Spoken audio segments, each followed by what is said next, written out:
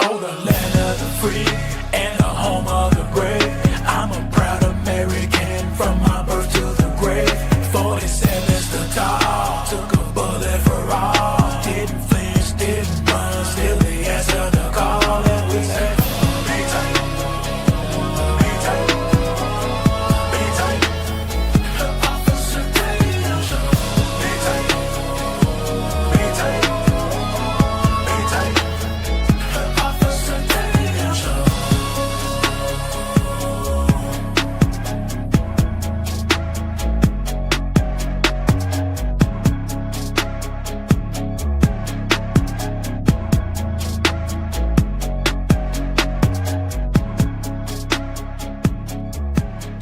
Ladies and gentlemen, welcome to another episode of the Officer Tatum Show.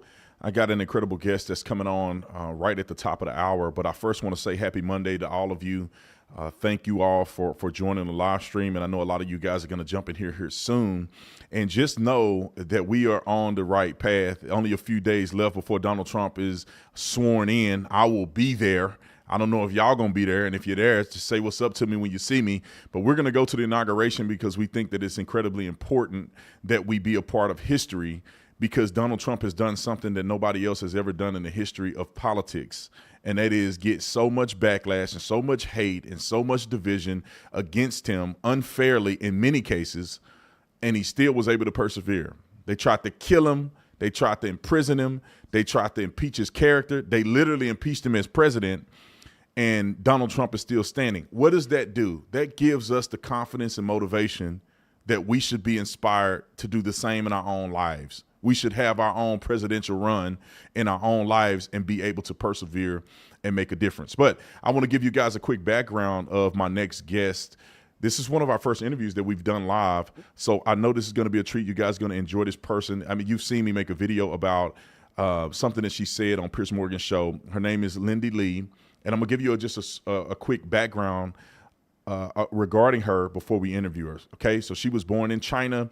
She migrated to the United States of America at 5 years old, was raised in Pennsylvania. She attended Princeton University, and she was the first woman to serve as class president for all 4 years. Obviously, she's incredibly intelligent. She graduated in 2012 with a degree in philosophy. She worked in finance. She was also one of the youngest female congressional candidates. She actually became the youngest female congressional candidate in U.S. history at 25, running in Pennsylvania 7th District. Most of you guys will probably know her from her appearances on Fox News and some of these other news outlets now that the election is over and Kamala Harris took a dump. One of the things that I loved about her when I saw her on Piers Morgan is that she was so clear and candid about why she believed that the Democrat Party wasted money and why she's deciding to not be a part of the cult anymore. So, ladies and gentlemen, you're going to enjoy this interview. Help me welcome Lindy Li. Lindy, how are you?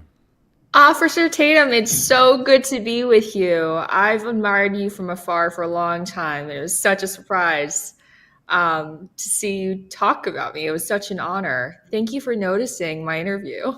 Oh, yeah. And thank you for being bold. I mean, that took a lot of courage. I mean, you explained it a little bit in Piers Morgan, how there's a tremendous amount of backlash because you dare to criticize. I mean, given your resume, given your expertise and how intelligent you are, you would think they will try to hold on to you for dear life.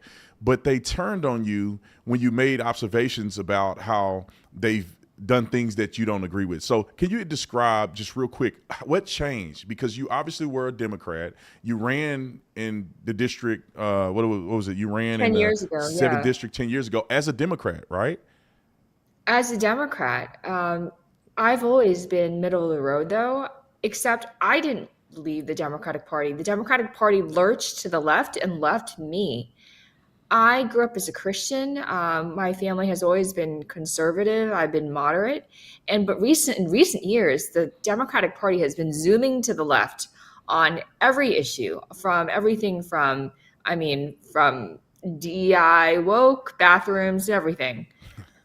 And all of a sudden, I feel left behind. And you're right. Every single day I wake up and I wait for the other shoe to drop.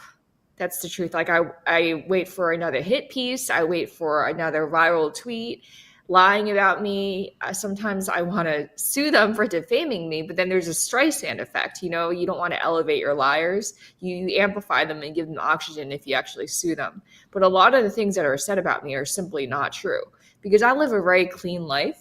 So my detractors have to make something up and make me seem like some odious monster when really I'm just I'm a workaholic.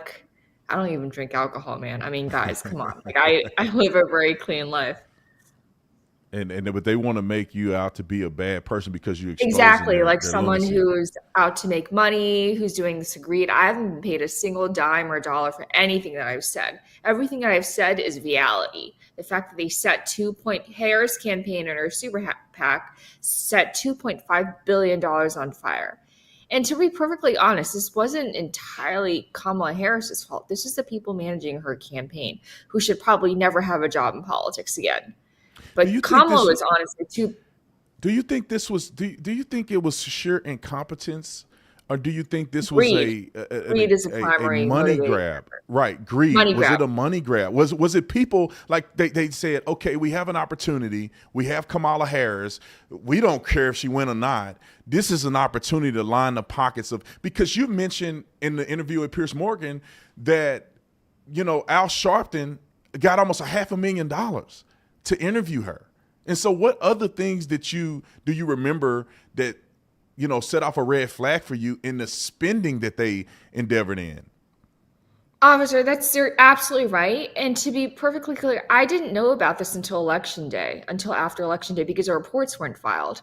So there was no way for me to even have raised alarm because I simply didn't even know. I just assumed that people wouldn't behave like that. It was so beyond the pale.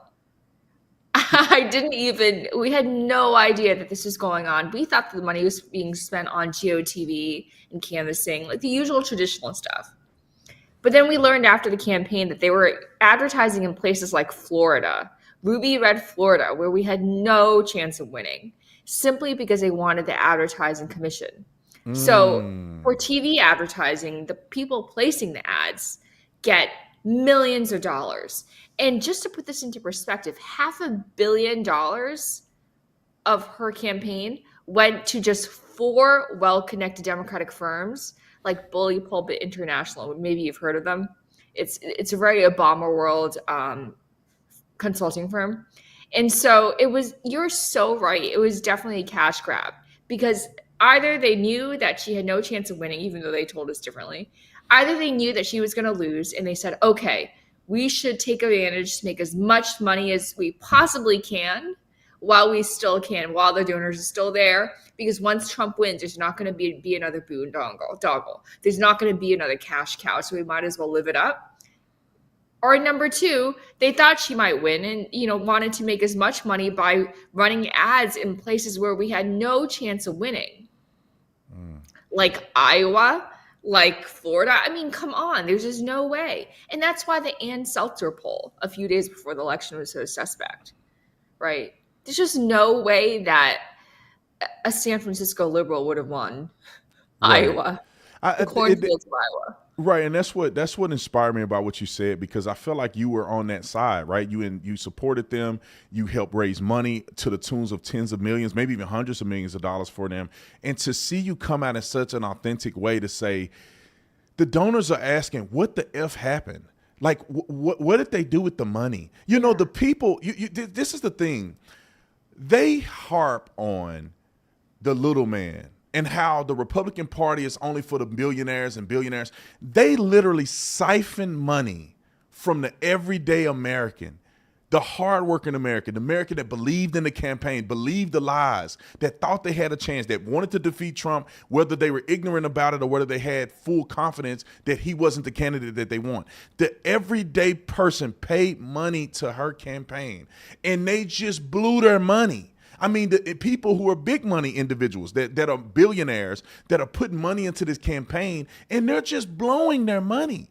Is that what caused you to feel like, I can't support this anymore? Or was it something else? It was that. But also, I just there's so many things. Everything you described, you just described it perfectly. They were taking money, it was like reverse Robin Hood. They were taking money that, 10 to 25 contributions that these hardworking Americans gave. And I had donors, not all my donors had, made like massive contributions. Some gave $10 to $25. And that was their hard-earned money. It wasn't easy for them to give. And then you had the campaign just essentially giving it to millionaires like Christina Aguilera, Katy Perry, like Oprah. I mean, billionaire Oprah. Why does she need $2.5 million in production costs? And then using $100,000 to buy a fake, to basically put together a fake Call Her Daddy set. And then $450,000 a night putting her face on a giant ball in Las Vegas. These are not judicious spending decisions. This is a waste of money. And if you can't even handle your campaign funds, why should we trust you to handle our taxpayer money? Yes, the money side was awful, but it wasn't even about that. The woke stuff. I mean, my goodness, I've been saying this for years that this is not a good idea. But they are so addicted to the identity politics. And then you have massive amounts of African Americans, Asian Americans, Latino Americans leaving the party because they are so offended by it. This woke stuff does not appeal to wide segments of the American people, but they are still doubling down even after the election. Anyone who dares disagree with them is just, according to them, they're racist and sexist and monsters. It's just, I'm sorry that I didn't see earlier. I honestly, oh man, these couple weeks have been very hard for me. I just can't believe it. I can't even repeat the things that have been said about me. It's just so bad. My comments are off on X. They're filtered on every other platform. It's just so bad, man. Officer Tatum, I have no words. It's just like, if I weren't a strong individual, it would crack any other person. Yeah. It would just crack them. Like I'm telling my parents see what I'm going through. My mom's like, wow, I just can't believe you're so strong. It's just really bad. Well, you got to keep it up. But, I've experienced some of that to a certain degree, right? When I first came out and said, I'm a Republican. I don't think I'm a Democrat. I don't agree with this and this and this and that.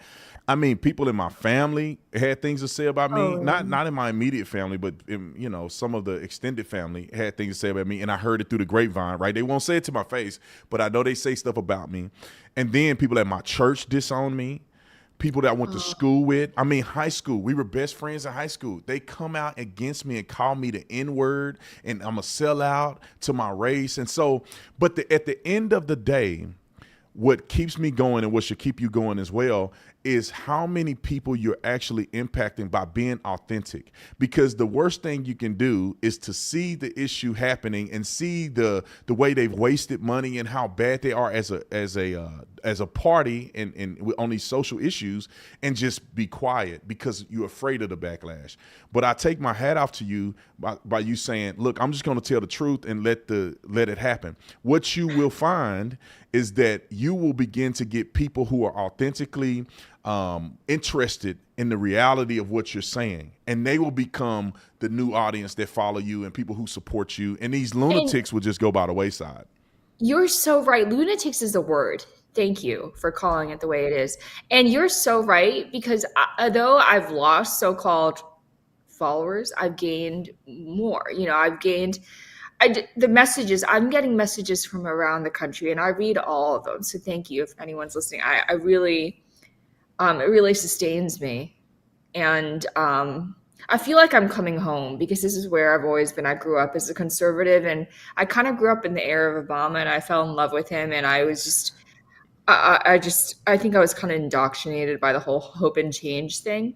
I mean, I still very much respect President Obama, but I certainly disagree with the direction the party is taking. It's just, it boggles my mind that if I hadn't said anything, they wouldn't be talking about it. Like, right. They would just go on to the next campaign like nothing ever happened. I'm the one who sounded the alarm. Do you see any other mega donors talking about this? No one is talking about it. And I've urged people, everyone agrees with me behind the scenes, to be clear. There's not a single person who thinks that what I'm saying is wrong, because they all know that this is, I don't know if we're allowed to curse, but are we allowed to curse? Yeah, we'll edit it out. Oh, well, no, things went down that weren't good. And everyone is aware of that, but no one is willing to say it because they're looking out for themselves. And so they're egging me on. They want me to speak on their behalf, but no one has the guts to actually say it like me. It's just unbelievable how they're just willing to, willing to pretend like none of it ever happened. And then all these consultants who became multimillionaires overnight, they're just going to move on to the next campaign in 2026 and 2028. They make so much money. Yeah, I'm sorry, I probably shouldn't. I'm going to get so much flack for saying this, but the Pod Save America bros, they have their, second mansions already. They're making so much money on the backs of the working class. Right. And I learned this, a few candidates that on the Republican side that I noticed that had been running and they had no chance of winning. And I felt like, well, wait a minute. You're running in a district that's like D30. You have no chance of winning. You have no name. Why are you still running after losing and only getting less than 1% of the vote? And I realized profit motive. People make money running for office. They either use donation money to build their personal persona, or they are in bed with this person or talking to this person or leveraging a deal outside of that, or they're getting lobbied by people that when they actually win or if they have a chance to win, they'll do the bidding of other people who pay them money. And then you have other people who have vested interests, these firms that do consulting, that they should get their money, they should get a refund because Kamala Harris was terrible. She didn't go on all the right podcasts. The person who told her not to go on Joe Rogan should be fired. They should never have a job ever again in the history of politics. And the thing is that I learned this as a business owner, and I'm watching the way money go around. I've been a part of nonprofit organizations. I've been a part of churches, and I see it. And I'm glad you said it, because the average person have no idea that this is happening. But at the end of the day, is it really politics? Did they know? And it's my question to you. Do you think they knew that Joe Biden wasn't going to win and no Democrat was going to win whatsoever? And they just knew that Kamala could be a money grab. They transferred all that money and had her run anyway. That's such a good question. And I also want to tell you something I never said on air. So I'm bookmarking that right now. But number one, to answer your question, at some point, I think they knew that she wasn't going to win. And what really concerns me is that 2 weeks before Election Day, they wined and dined us down the street at the Ritz-Carlton, the National Appliance Committee. I remember it was October 13th. And my friend, Governor Josh Shapiro, was a keynote. This had nothing to do with him, but he was there speaking. But the people on her campaign asked us for millions of dollars that night. They're all like wealthy people. Like everyone at the dinner had the capacity to write big checks. 2 weeks before the election, and then we found out that they never, ever had her winning in a poll. Never, ever. But they were telling us a completely different story at that dinner. They told us that she was going to win 3 to 4 battleground states. And how many did we win? Yeah, none. 0, exactly. So, I mean, it's just like, that goes to your point. Like, they knew that she maybe had like a 0.5% chance of winning, and yet they made the hard sell to these donors. And all that money, didn't go into actually getting out our ground game, but lining the pockets of well-connected consultants. And my family owns real estate. We donated a building to the campaign, and we got an email back. I actually tweeted it out. The guy said in the email, it was our first office in South Philadelphia. You know when I donated the building? End of September. So 1 month out from the election, you're telling me it was your first office in South Philadelphia. Where the hell were you guys for the past year? Where were you?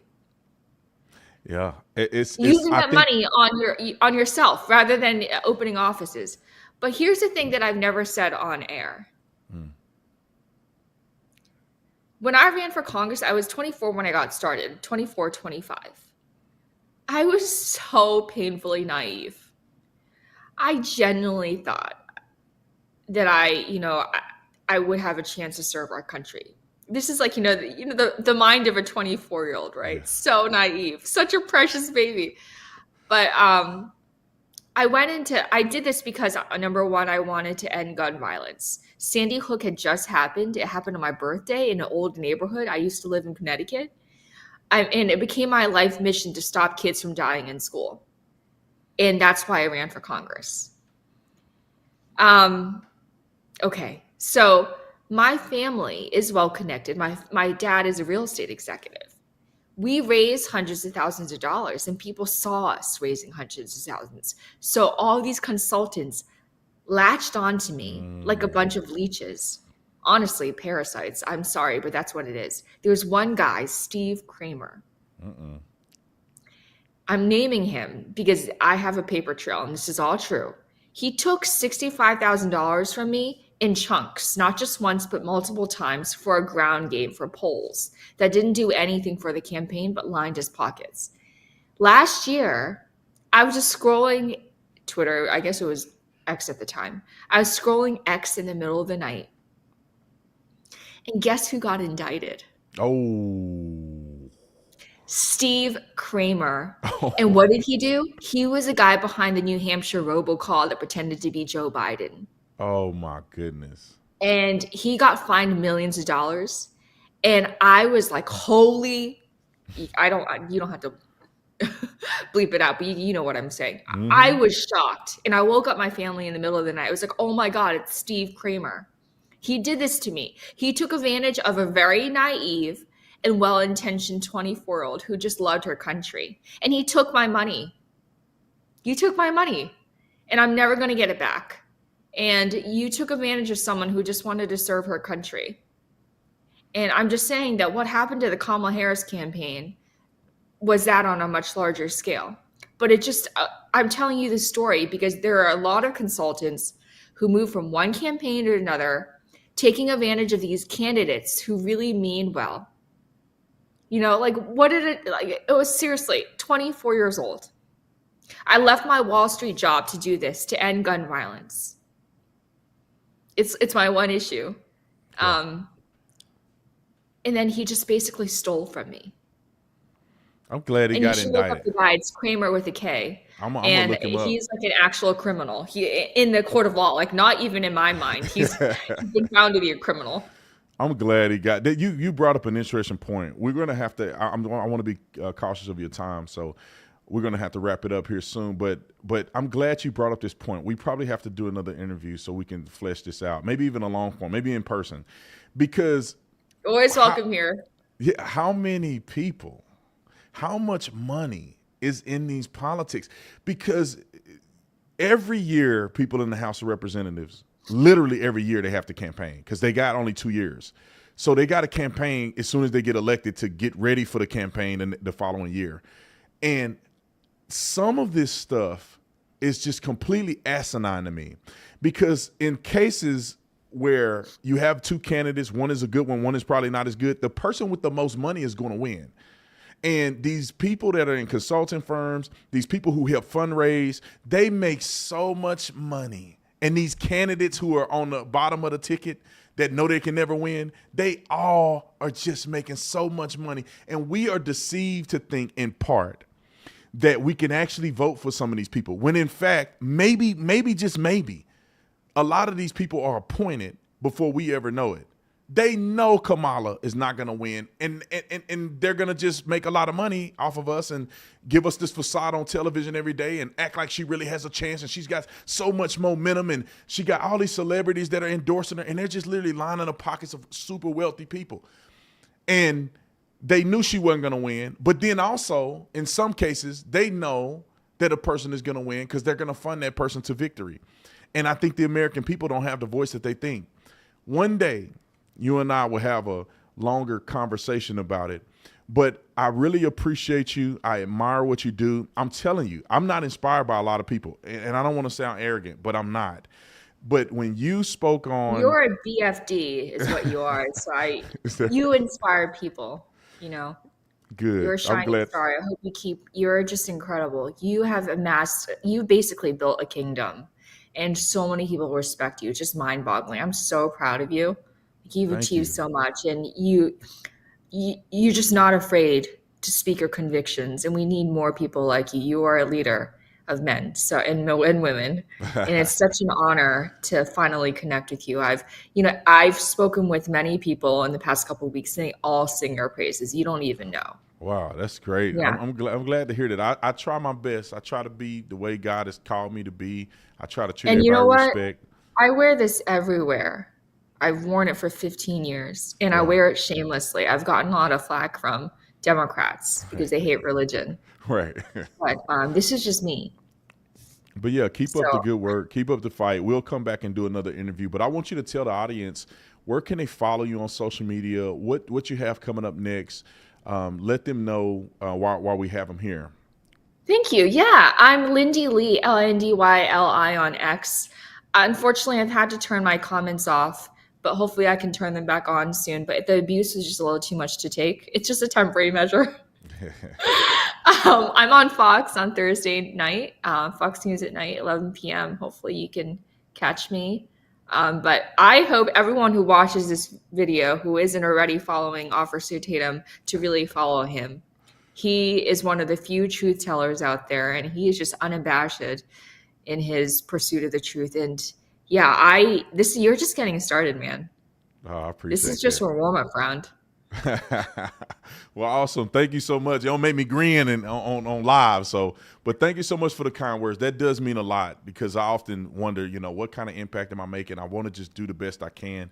And I love, meeting and interviewing great people like yourself. So we'll have to do this again. But thank you for coming on. God bless you. I'll have you back soon. And you be blessed and stay strong. We all are supporting you. Thank you so much. Hopefully you stay safe and warm today. Thank you for having me. It's an honor. All right. God bless you. All right, ladies and gentlemen, Lindy Li. She was even greater than I thought. I knew she would be great on the interview, but for the kind words she said to me really mean a lot. I ain't going to cry on no live stream. I ain't going to catch your butt crying. I'm going to cry when I get off the live stream.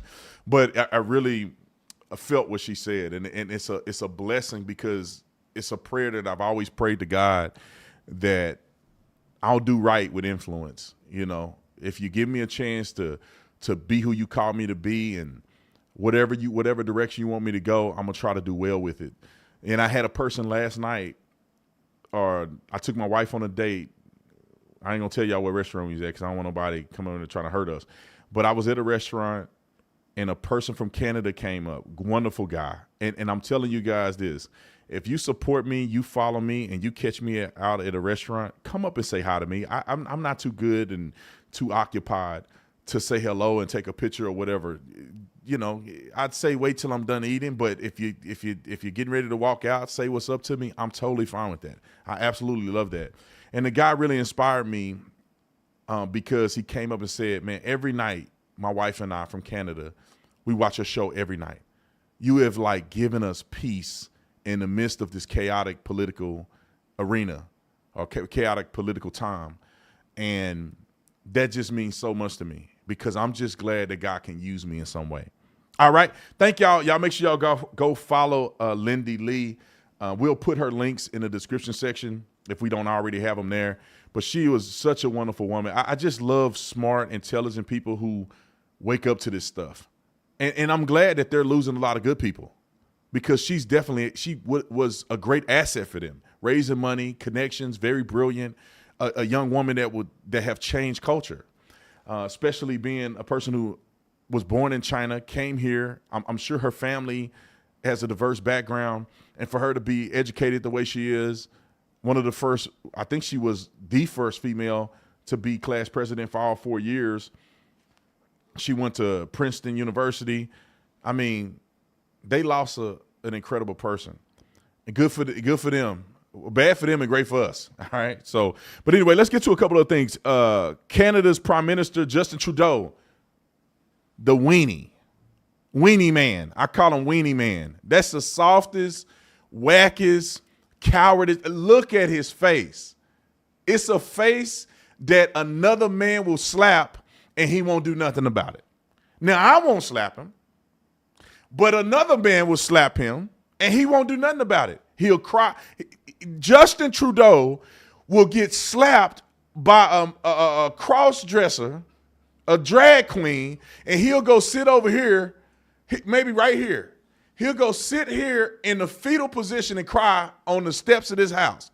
That's what kind of weenie this guy is. Nobody in Canada that I know respects Justin Trudeau. This is a great moment for Canadians. Most Canadians don't realize it because a lot of them are leftists. But for the Canadians that are American Canadian, y'all know what I'm talking about. One of my good friends, Alain Lambert, one of my favorite people in the world. I think I said his name right. I always say it the American way. I think I said it the Canadian way. Alain is one of the greatest men that I know, Canadian American though, right? He more American than Canadian. We went out to Canada. We went to this Cigar Lounge. I forget the name of it. Great patriotic people at this Cigar Lounge.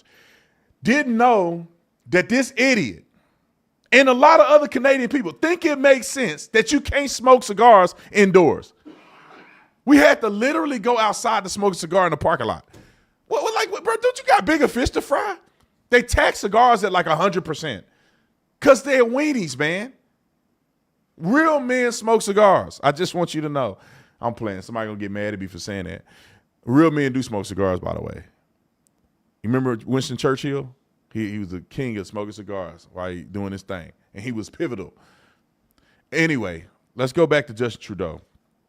This fool resigned today, right? Today is the 6th. He resigned today after nearly a decade in office. Let me give you some key pointers here. Trudeau, age 53, declared his intent to step down as leadership from the Liberal Party and Prime Minister. He will remain in office until the Liberal Party select a new leader, which the Liberal Party, I think the Liberal Party is like the left here.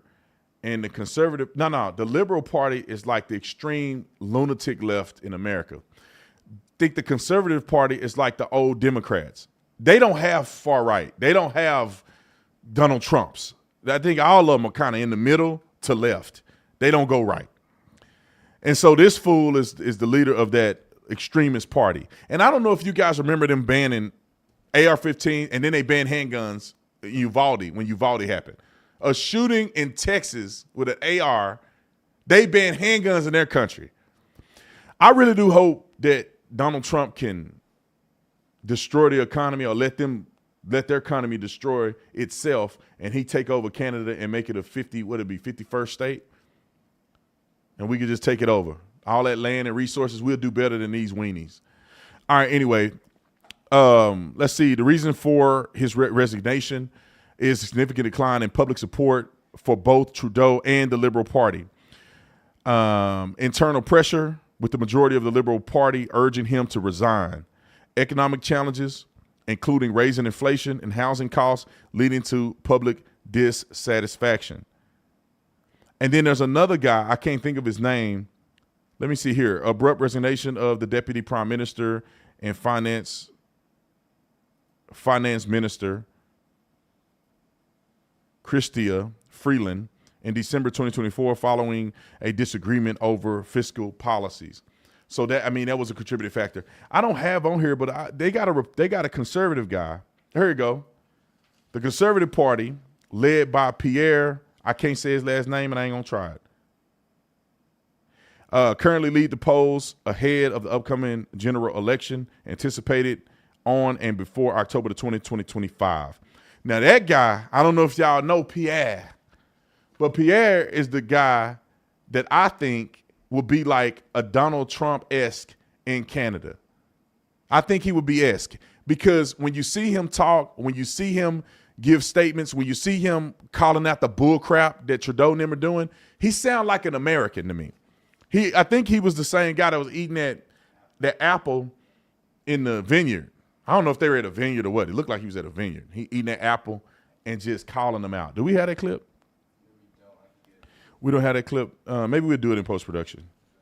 But that's the type of leadership that I like to see. I think that our relationship with Canada will become better and stronger if we have a person who have a spine that is the Prime Minister of Canada. I think that I would travel to Canada more, do business more in Canada if we had a reasonable person. And somebody brought up a really interesting point of how if we can somehow turn Canada into the 51st state of the United States of America, how it will boost the economy in both countries.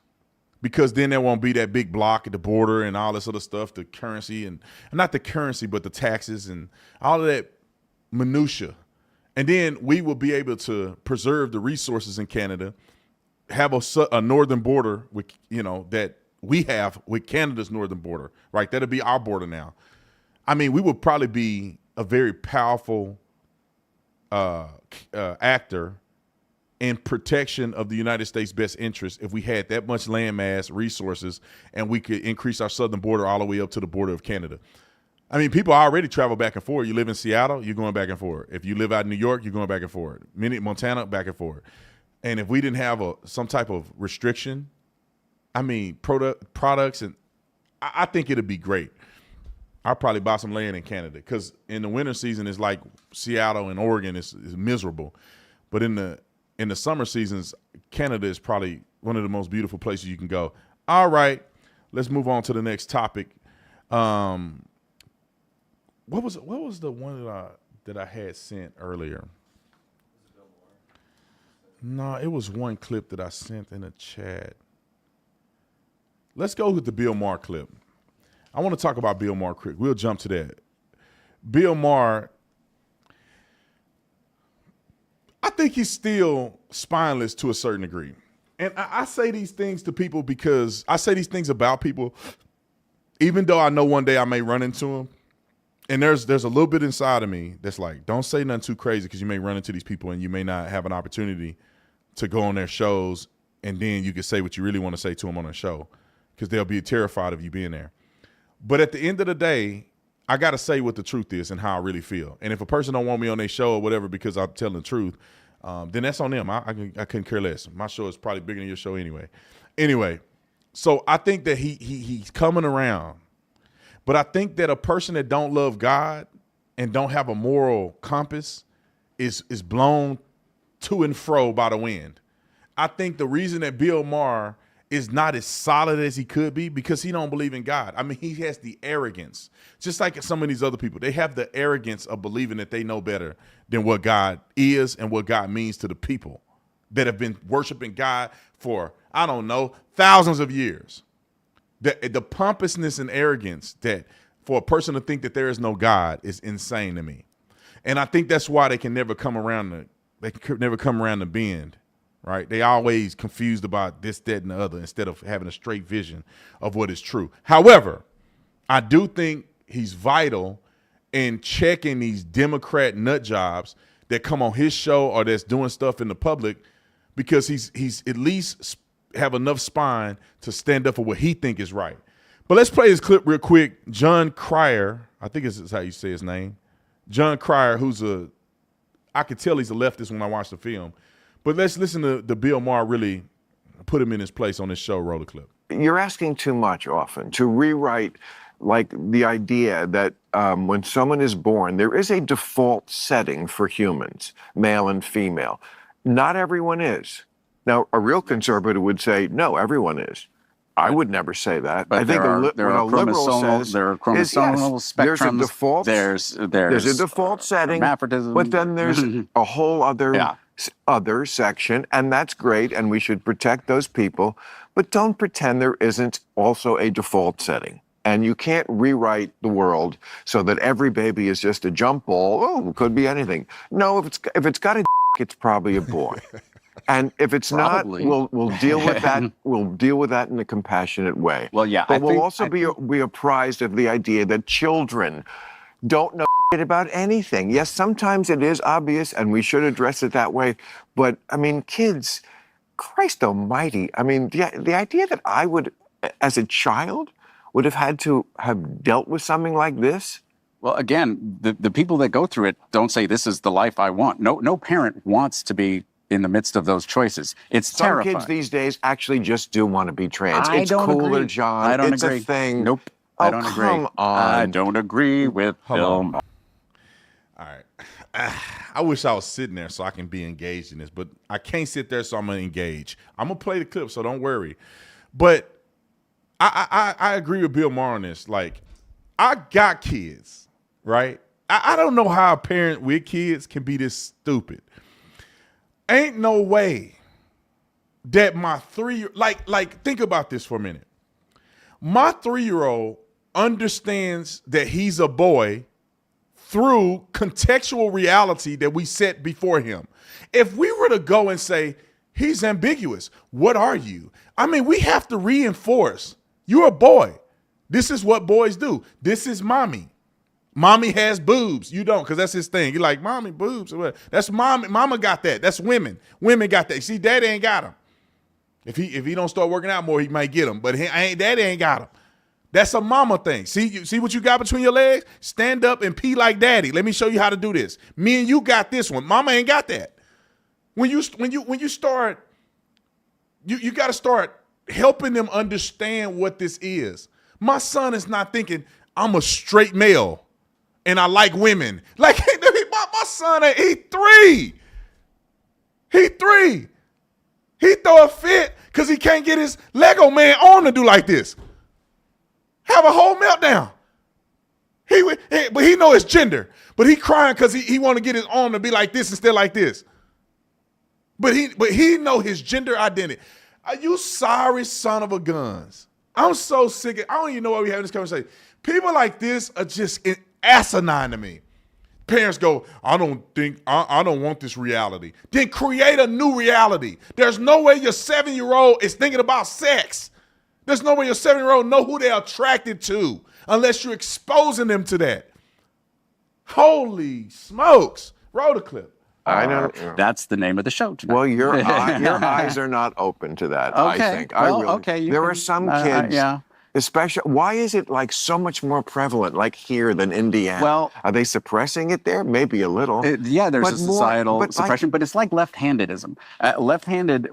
Being left-handed was suppressed for thousands of years amongst human beings. But once it was apparently in the 30s, scientists basically said there's no left-handedness doesn't actually do anything bad. Right. Left-handedness shot up.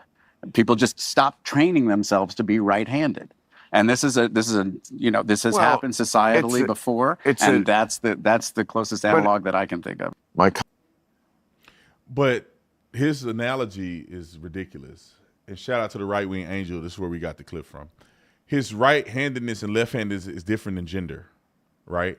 You have co-equal hands, right, to a certain degree. Sometimes you're more left-handed than right-handed, whatever. You could be ambidextrous. Those are good qualities no matter how you slice it. But this is not the difference between you trying to make your hand a foot, right? This is actually a foot. This is my right foot, and then down there is my left hand. You can't make this a foot. It don't. You can try. You can walk around like this all day. That's stupid. God made these hands. And you can use either one of them. You can practice them. To be honest, it's probably in your best interest to be ambidextrous to a certain degree. You don't want just this hand to be left hand dead and stupid. That's how my left hand is. I can punch you with the left hand, but everything else is stupid. That thing can't do nothing, man. I cut my fingernails, and then when I go cut these fingernails, my left hand is just stupid. Right? I just look at this thing and be like, how are you functioning? But my left hand ain't as strong as my right hand. That's a different scenario than you talking about the fact that you're going to change your whole gender. Let me just say this because I want to add this. I saw this yesterday. There is something to this, y'all. Let me give you an example. Is this another video, Nick? Yeah, there's another part. It's another part. Hold on real quick. I got to give this example. It was on my heart yesterday. This transgender person, you know the fool that go around and complain at every restaurant, right? The dude look like a dude, got a dude voice, and they be mispronouncing the person. And they go, they mispronoun me. And the dude has a whole social media about getting misgendered and pronounced at these places where you get up and walk out. Just in my feed, it popped up. Boom. It pops up. This person is at a restaurant. The lady says, we got a bunch of large parties, so we're going to have to move you to a single table. So you can't be at a 4-person table and just you. This person came up with a whole scenario on why they were discriminated against him because he's trans. Then let me tell you what I did. I went and looked at the page because I feel like these people have a sexual thing going on. This ain't y'all think these people they just so happen to think they women. No, it's something weird about it. It's some fetishized weirdness that these people have. What do you know? I go to the profile, click on it. I say, let me see if this person got an OnlyFans. OnlyFans. This dude that complains every day about being misgendered it got sexual content online. How do people take you seriously when you're exploiting yourself sexually, but you think you have the moral high ground to tell people that they're misgendering you? Another one. I'm telling y'all, anytime you see a trans, go look at their profile and see. There's another one that had a podcast. I don't know their names. 2 trans ones. One of them actually looked like a girl. Looked like a good-looking girl. Fine, actually. And I saw it. I said, a man. God, that's a man, boy. Some people get killed over stuff like that. The other one looked like a dude. So they on a podcast together. And then I remembered, because it popped up in my feed, and I remembered that this was the person that I commented on their post because they were talking trash about Candace. Anyway, I'm on the feed and I'm looking at the content, and they're saying complete stupid stuff, both of the dudes. I said, let me go to the profile. OnlyFans. The other one that don't look like a OnlyFans. What is it? What is it? Are these people genuinely transitioning? Or is this a sexual thing? Or are these people got some sexual confusion in their mind? That per capita, these people are doing sexual content. And then they look at you and they like, humanize me. I'm a woman. And I'll tell you something else the fool said when I was on there. I want to comment. I said, don't comment, man. Just let these people do what they want to do.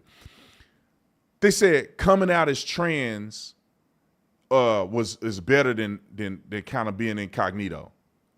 This is where I have a problem with this trans stuff. Why you say you're a woman? You want people to treat you like a woman. Why do you consider yourself a trans woman and not just a woman? Why? Just say you're a woman. The one that I saw on the podcast looked like a woman. Nobody could tell. Maybe if you see him in person, and big old hand like this, and you're like, oh, they got big old hands. Something ain't right. But when you see him on a podcast, you're like, oh, that's a woman. Why do you have to say you're trans? I think it's because there is a uniqueness of attention that they get by being a trans person that passes that they won't get naturally by being a man or a gay man. I'm on to something. I should write a book about it. I'm telling y'all, it's like there's something there that I feel like they want to gaslight us and lie to us about. It's like, why don't we address the issue with the person right there instead of acting like this is some natural phenomenon? The person is probably gay, but there's no value in being gay because everybody gay. All these dudes gay. You don't stand out as being gay. But if you can somehow be a woman, a trans person, and you look like a woman, modeling deals, you got these people that have fetishes for this. You all in. You got all these things. You could be a victim for the rest of your life. You can play the victim Olympics. You can do all this stuff. You get into sports. I mean, the person, I think it was this person that was on the podcast was I looked on the page, run a marathon. I'm going to say this, I'm going to shut up and we're going to play the rest of that clip. It's predictable. It's like these people are trans and they're sexualized, or, they either pass or they don't, but then they always find themselves competing in sports. Like you see them, they want to compete against women and win. It bothers me. Why can't people just be honest? Why can't a person say, man, I got these sexual desires and that's why I want to be a girl? Because what's the difference between a man who's gay versus a man who does drag versus a transgender? What's the difference? It's all sexual deviancy that I think that people need to identify and pray about. And maybe you can overcome it. And I think as a country, we should have programs available for people to address the underlying issue. And then I think a lot of people wouldn't probably go down that path, the ones who claim they can't control it. I'll tell you another one. This person was on there because once you look at one of them, they got a whole algorithm. This one clearly don't pass. Literally voice sound like mine. But I felt bad for him because he literally cried and said, I don't have no friends. I don't nobody. I just need love. I just want can somebody hug me? And I felt bad for the person because even though they trans, maybe they crazy. And then you don't get no love and you're isolated or whatever. OnlyFans. What is this? What is this? Anyway, let's go back to Bill Maher. Roll the clip. Conscience is very clear. I warned everybody about Trump, and then I warned them about what would get him reelected, which was stupid wokeness, which is what got him reelected. So I feel my conscience is very clear that I told you and I told you and I told you, and I lost fans for it. You know, lots of the super woke that like I'm not woke enough for them. Yeah, but like I think I had it right. Like that kind of stuff is what lost the election for the Democrats. It's in all. Maybe part of it. I don't know. I think a lot. They have polling on it. I think it's inflation. I think Americans hate inflation. That's certainly what they hate inflation. They hate riots, and they hate black women. They hate trans people. Oh God, John, we're not Dude, gonna. They just spent hundreds of millions of dollars demonizing trans people, and that's disgusting. Yeah, we shouldn't talk politics. Okay, we shouldn't. We shouldn't. Great. We don't have to. No. And this, you know, I mean, I have this kind of relationship with people on the right also who like, yeah, it's just going to take so long to even have this discussion. Mm-hmm. And I want, just like I would like to deprogram them, I feel like there's things that don't get in your bubble on the left that I would love to deprogram, but it's probably not the place to do it. Yeah. That got awkward real fast. They hate black women. It's so asinine to me. I just interviewed Lindy Li, and she articulated very clearly why Kamala Harris took an L, dog. These people wasn't doing campaigning right. They don't know what they're doing. They just thought they were going to coast in and cheat like they did last time, but it didn't work. Now, you know, they didn't lose because conservatives don't like black women. Maybe black women don't like conservatives, but I don't think conservatives care what color you are. It's irrelevant. Candace Owens is the biggest, I would say, non-traditional politician, or not politician, but commentator in the country. When I say traditional, meaning on Fox News, CNN, and all that, she's probably the biggest, and she's a conservative. Candace Owens is bigger and more influential than anybody on the left as a black woman. Anybody. I don't know anybody. I'm talking about that give political commentary. Candace Owens is the biggest person on either side. She has 5 million people on social. Her show has 1 million views every time she talks. She is trending every time you turn around. So I thought conservatives don't like black women. Oh, no. The black women that you want. Because Candace Owens is black, last time I checked. Her mama and daddy black. She not biracial. She not half and half. She black. Well, she don't count? The biggest, most influential black woman in politics, I would argue, and unless I'm missing something, who would be more influential politically than Candace Owens? Nobody. Can't think of nobody. Conservative. Where y'all people at? AOC? She ain't black. These people ain't black. I want you to put it, they ain't black. And speaking of they ain't black, the Penn State coach made me mad yesterday. Nick, I don't know if we definitely got that clip. I didn't tell you about this one. The Penn State coach, we can probably find the clip. The Penn State coach, this is what I don't like about these mixed people. Penn State's coach is biracial, and Notre Dame's coach is biracial. I think he's biracial. For sure, Penn State coach is biracial. He looked like a white man. And you see he got a little something in him, so he could be Italian, he could be. But this man, on an interview, said, one of my biggest goals is to be the first black coach to win a national championship. And I was just perplexed. Like, just anybody can claim to be black? Like, how does that work? I think you can only claim to be black if your mama and daddy are black. That's the only way you can claim to be black. If your mama's black, I'm talking about fully black. Your mama's black and your daddy's black and their parents are black, then you can become black. My kids are not black. My kids are biracial. They are 50% white, 50% black. It's neither one of those are greater in my children's DNA. Look at this dude. What you think? It looked like a white man doing a parody. If you saw him, would you think he was black? No. Look at his hands, man. This dude white. He look like he got a little bit of tan. Look like a white man from Florida. Play the clip real quick, because once you hear him talk, would you think he black? Roll it. I don't usually talk about this publicly, but my goal is to be the first African American football coach to win a college national championship. That's something that's very historic. So I spend very little time talking about, because really my job is to help the players reach their goal. But that's something that maybe we can do together. I don't mind. Realistically, I don't mind the sentiment, right? Because we can pull up Notre Dame's coach too, because he looked blacker than him. But we can pull him up, and he actually said something positive at his press conference. But these are two different scenarios, so I'm not comparing the two. Maybe this guy will say the same thing that the Notre Dame coach said if they were asked the same question. So this is two different genres, so I'm not comparing them in that way. But what I'm saying is that, go back to the Penn State guy real quick. If you look at the man, how do you justify making a big deal about being the first black? White people have hijacked black accomplishment by accepting this.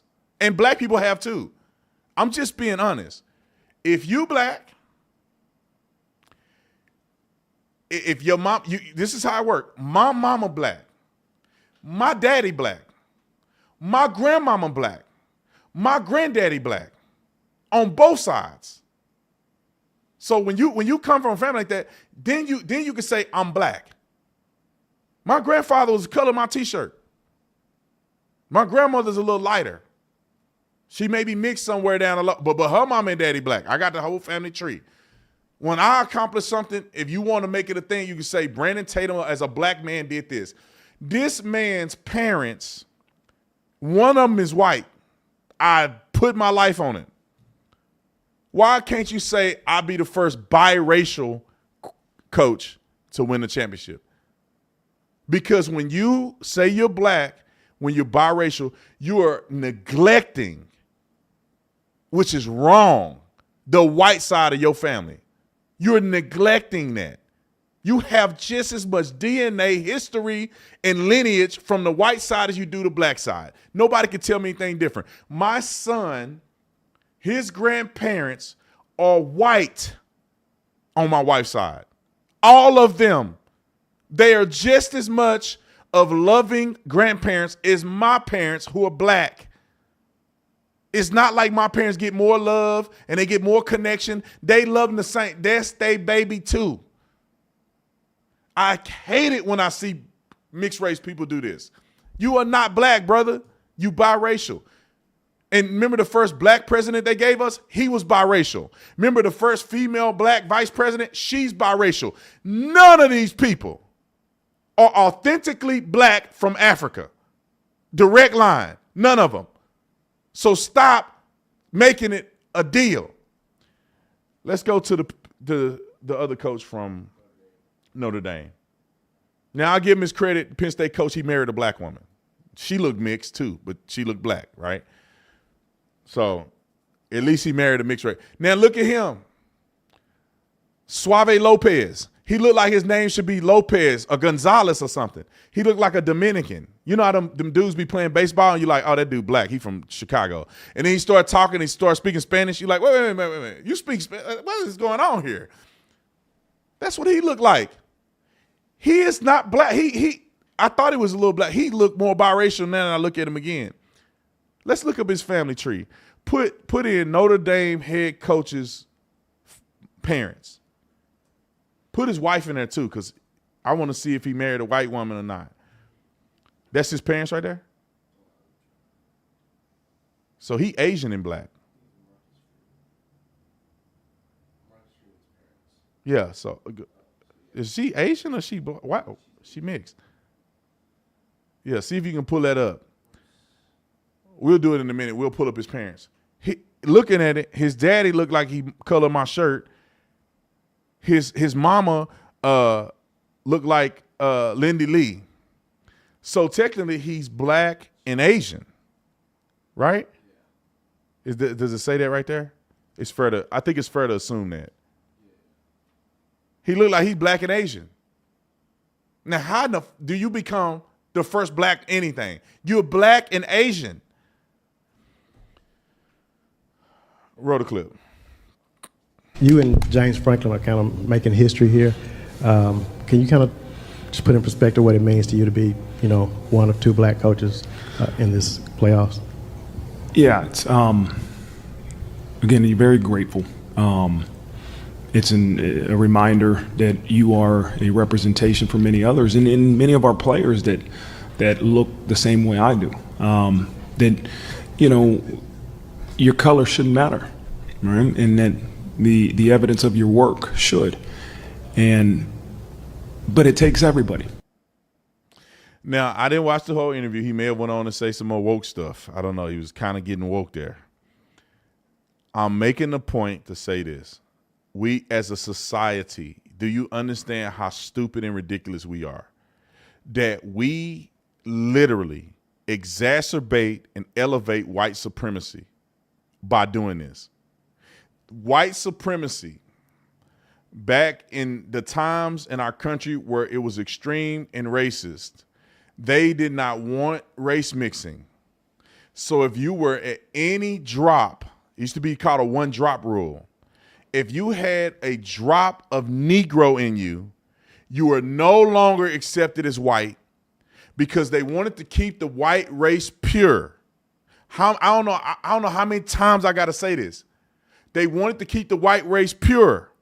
So if you had a drop of black, you had a drop of native, you had a drop of Indian, you had a drop of Asian, you could not be, you had to default to that race because of white supremacy.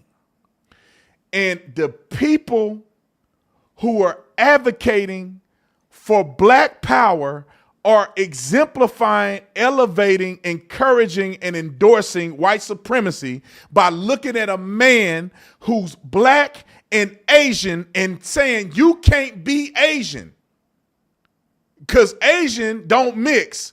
You got to go to where the mutts go in the black population. You a mutt, so you're black. You can't say you white. You better not dare claim to be Asian. This is what they're saying. Why he ain't the first Asian coach to win the championship, right? Ain't no Asian coach have ever, I almost broke my leg, have ever won a championship. Am I right? I ain't never heard of an Asian coach in the Power 5 conference. Maybe in Hawaii they had somebody. Why can't you be the first Asian? Huh? Why can't you be the first Asian? Oh, because white supremacy. And black people they just get so bogged down with this, man.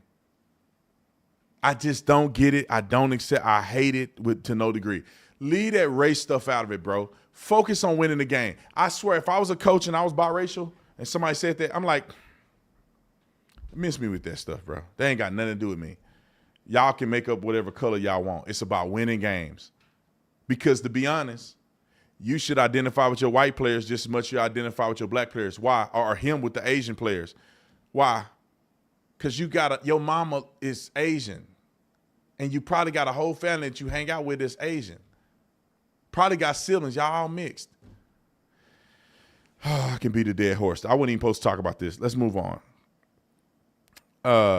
Look like Sonny Hostin on The View said something stupid one more again. Am I right about this? Did she say what I think she said? Did she say that J6 was comparable to the Holocaust?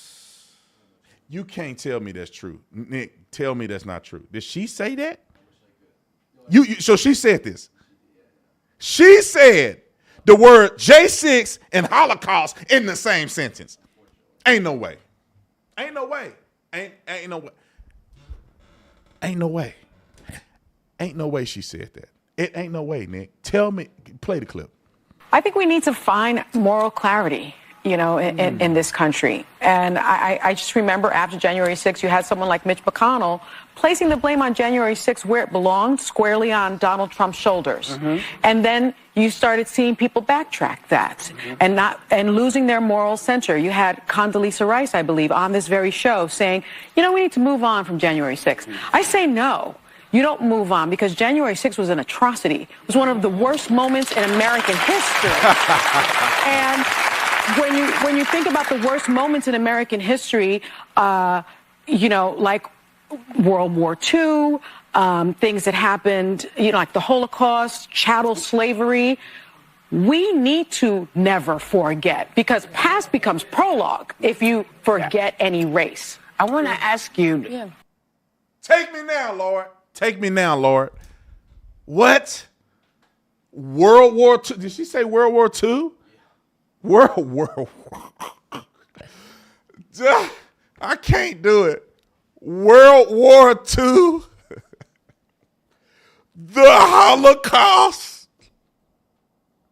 God dang.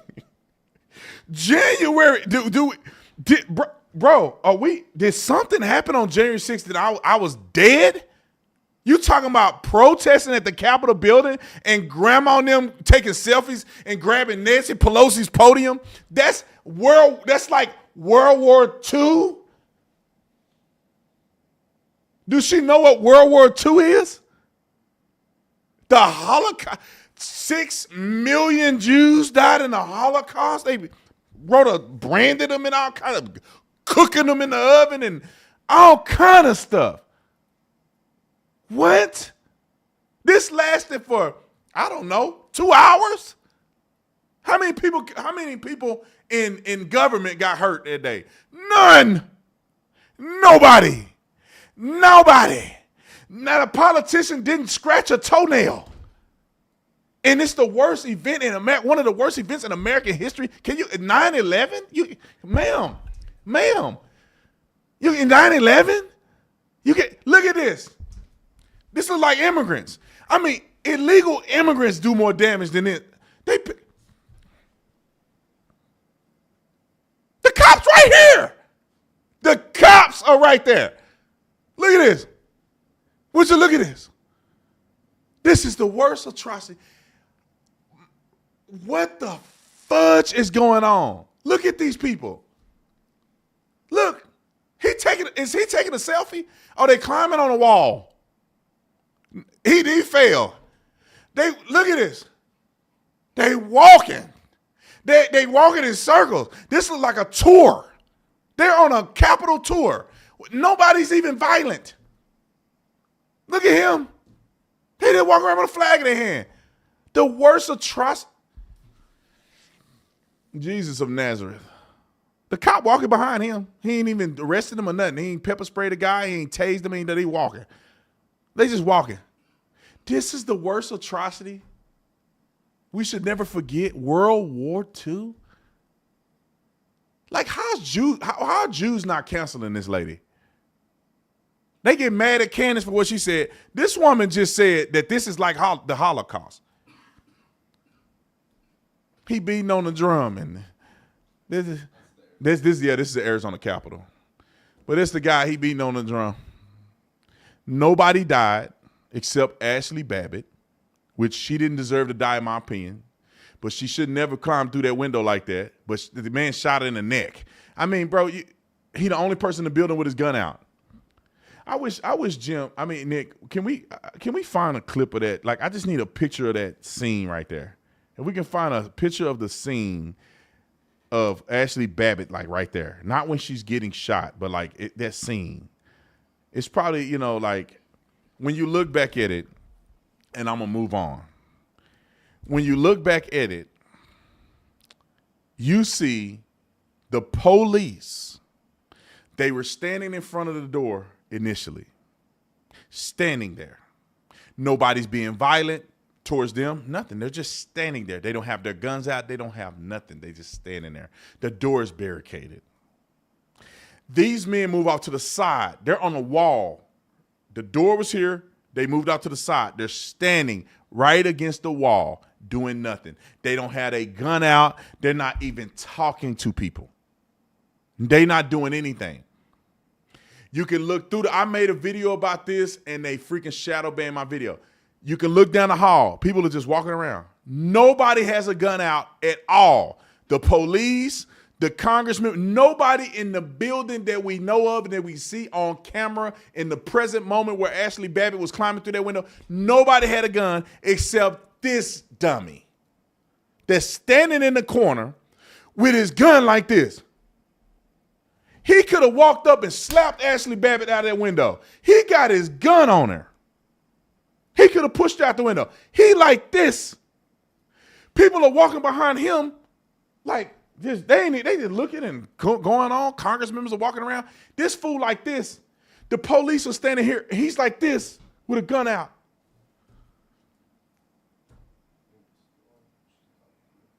Yeah, that's not Ashley Babbitt. No, this is not the one where she climbs and got shot. I'm talking about the one where she's in front of that doorway. Yeah, no. The doorway when she got shot is the doorway I'm talking about. That's just her climbing through a window. If you go up. I think I seen it. Up. Right, go down. Right there. What's that? Up. Right there. Is that the doorway? Her climbing in it. That's her climbing through the doorway right there. Yeah, just pull that picture up. Maybe we can see it. So there's nothing there. Nobody had their gun out except this guy. She climbs through the window. The cops don't even pull her out the window. They don't even try to stop her. He shoots her right in the neck. Kills the lady right there. We're going to pull the clip up so we can see just real quick. Just an image. It's not I don't want to play the video because I don't want them shadow banning me. But we'll just put the image right in there so you can see what I'm talking about to a certain degree. I did a whole video on this. We'll go find a video, maybe attach it. But I can't believe she said that. Somebody should be able to sue her or something. Like, you can't be that stupid on television. You just blatantly lied and made a false comparison. We watched 2.5 minutes of people just walking around in circles. Yeah, there was some violence that occurred. Like, if you look at this, she's climbing through that window.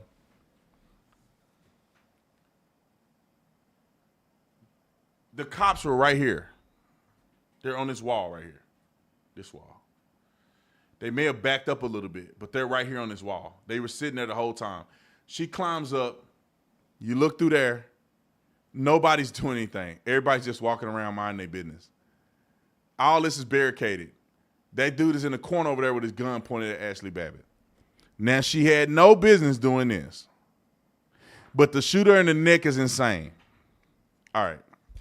Let's go to the Scott Jennings clip. But to compare that to World War II and the Holocaust, and I guess you would say 9/11, is insanity to me. Especially when you're on a TV show where you have producers. Where your producer, you say, give me all the footage from that. Let me look at it. Ma'am, you ain't looked at nothing. It's the most ignorant thing I've ever heard in my life. Anyway, let's go to the Scott Jennings clip.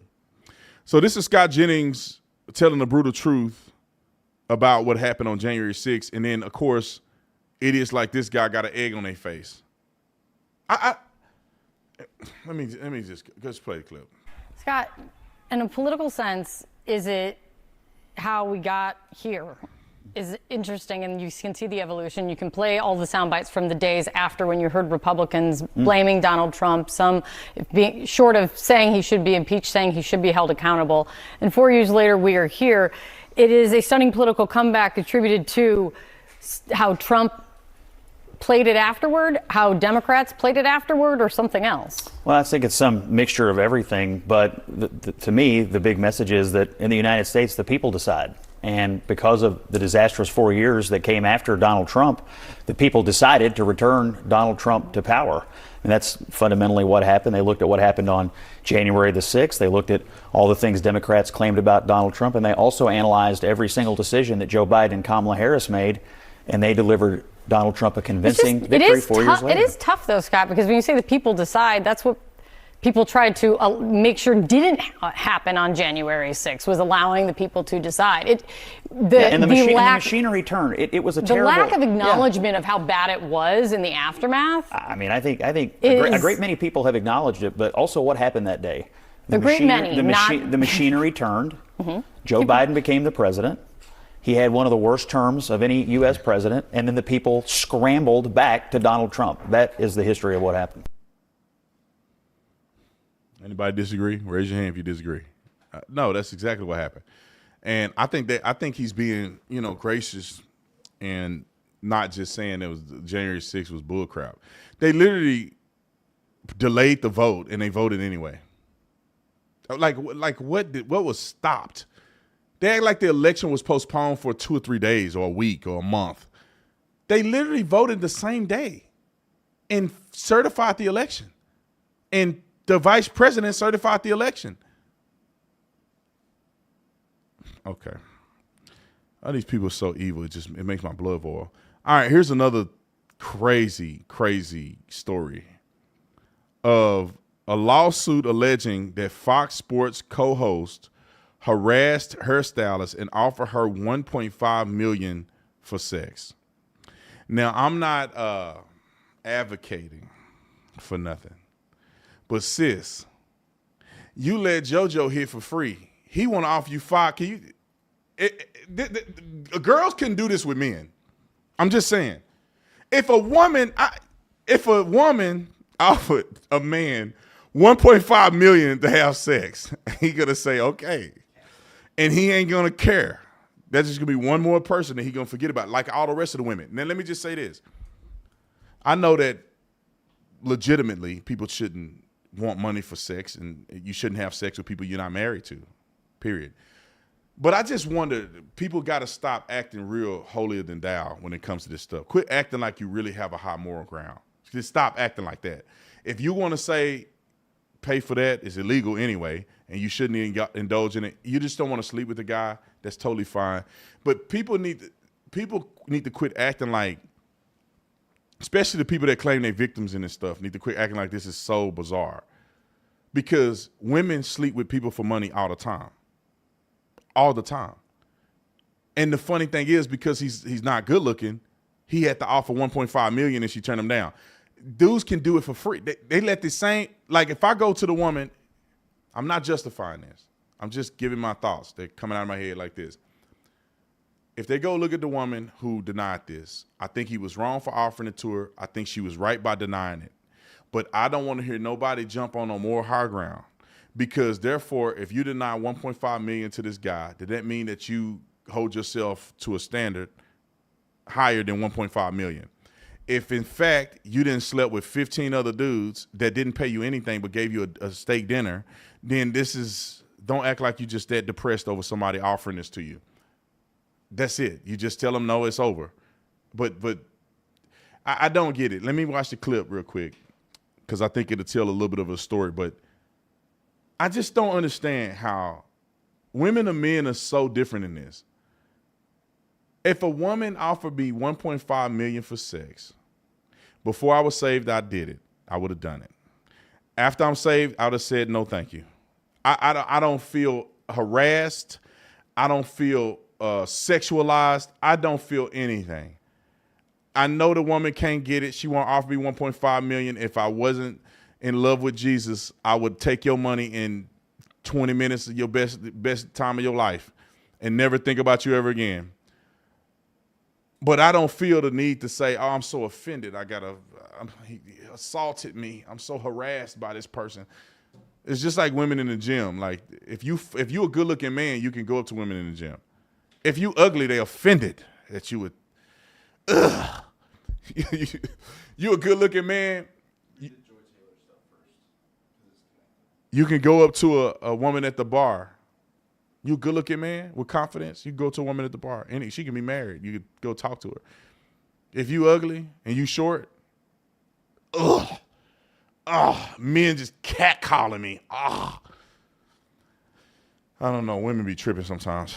Anyway, the person who's at problem here is the lawsuit. But anyway, so Skip Bayless Faraji claimed that Bayless made repeated and unwanted advancements from 2017 to 2024, including lingering hugs, kissing on the cheek, and inappropriate comments.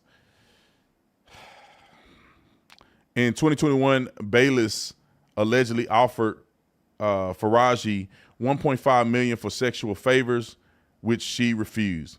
Following her refusal, Bayless purportedly threatened her job security. What does she look like, real quick? Can you find Fahita of Faraji? It looked like Fahita when I look at it. Maybe because I'm hungry. It looked like her name is Fahita. Faraji. What does Faraji look like? I gotta see this. I gotta see this.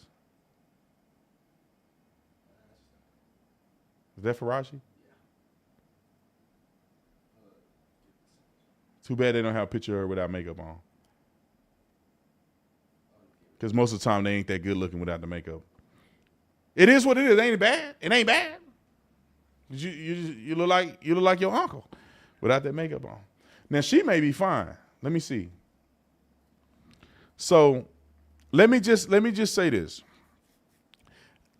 And I'm trying to toe the line on this because I don't want to offend people, because people get offended because they're not in my mind and they're not thinking like I'm thinking. This is why, and I'm saying, you should not advance on people if they don't want you. That's just what it is. Don't advance on people that don't want you. But this is the problem when you have women in workspaces with men or women in the workspace, period. If a woman were to hug a man longer than she should, what did she say? Hugs longer than it should, kiss on the cheek, not in the mouth, but on the cheek, and inappropriate comments.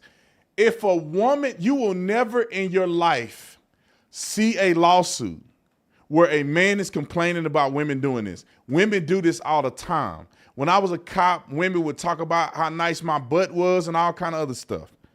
And it really wasn't that big of a deal to me. It was like, okay, she liked me. I don't like her. I get it. I'm good looking. I work out. So people gonna make a comment about me. It's fine. If I'm hugging you and you hug me longer than you, maybe, just maybe, you think I'm interested. All I have to do is say, hey, I don't want you hugging me like that because it makes me feel uncomfortable. I don't want to kiss on the cheek from you. I'm married. I don't care. Can we agree to that? And if the man continues after you have had the conversation with him or you've had this conversation, then I can see how a person can be offended. But just because a man think he got a chance with you is a lawsuit. She may have reasons behind this. I've seen it happen way too often. So anyway, let's go to the next one. You said the other lady, Joy Taylor, co-host with him. So Skip Bayless and Joy Taylor position. It says, as now Skip Bayless and Joy Taylor have not publicly responded to the allegations, the lawsuit adds to a series of legal challenges and allegations of misconduct that have been directed at Fox affiliate entities in recent years. Is that the Joy Taylor? Oh, I see this on another page. The lawsuit mentions that Faraji, I just want to say Fahita, confided in Taylor about an incident where Fox News executives Charlie Dixon allegedly groped her at a party in 2017. Faraji alleged that Taylor advised her to get over it, suggesting that Dixon could jeopardize their employment. In a lawsuit involving multiple Fox News personalities and executives, it alleged that self-professed Christian Emmanuel Acho was sleeping with colleague Joy Taylor, who was using sex to get prestigious on-air positions at the network. Acho recently deleted a clip of him defending Joy Taylor after the allegations. I don't think this funny, bro, but who, like, I don't know, man. We'll play the clips. I don't know if I want to say this, but I think sometimes women are the problem. Like, Acho ain't mad. He slept with the woman. He not mad. I think it's wrong if he a Christian and he married, but I mean, he a good-looking dude. He got money. Pause. They want to sleep with him. So what? You know what I'm saying? They be at parties throwing it at people, and then somebody think they getting a hint, and that is sexual assault. I mean, I'm telling you, y'all. Let me just get this off my chest real quick, and I'm going to get to the Acho clip, I promise. I just need to get this out of my chest. Women sometimes, not all women, because a lot of women are great. You that's watching this, you ain't never done it like this. But women are some of the worst at times. Women would flirt with me on the job all the time. Women would do stuff to men that is borderline. Women tell jokes. Women send naked pictures. Women are whores in some of these cases. I was a cop. Some of these women get ran through on the police department. Like, it's a thing. But they'll do it and flirt and do this, and then somebody they don't like pick up a smoke signal and think that they like them, and they pursue them to some degree, and now it's harassment and rape and all kind of stuff. I know people don't want to hear this, but I see it happening in college when I was a football player. Women be at the party, drunk as a skunk, backing it up, tuning it up on people. And then the next day they regret it and they say you did something to them. It's crazy to me. Acho sleeping with a woman, I guarantee you women flirting with Acho. Because Taylor was sleeping with him, allegedly. I guarantee you women doing stuff with guys. And they don't complain because they get it. You want to smash, but I'm not interested. If you give me a long hug, I'm just going to tell you, hey, look, I don't feel comfortable. If you keep doing it, I'm going to go to the boss. But this got to be drama. Go, Acho. Roll it. Just got done with rehearsal for the new show Speak, and I got to take a moment to shout out my co-host Joy Taylor. A woman, a black woman, daily show, sports. Do you all realize how hard it is to get into the position that she is in? So often there's misogyny and sexism running rampant in sports, and we don't even care what women have to say in sports. But Joy is not only in the position on television as a woman, as a black woman, but as an opinionist. So not just asking men what they think, but providing her own unique and distinct insight. It's hard to do, and Joy, you have done it. So congratulations. Looking forward to working with you, and hope y'all tune in 4:30 to 6 Eastern every day starting next week. Acho, keep him on the screen. Acho. Were you hitting that, Acho? Were you hitting that and then you said this?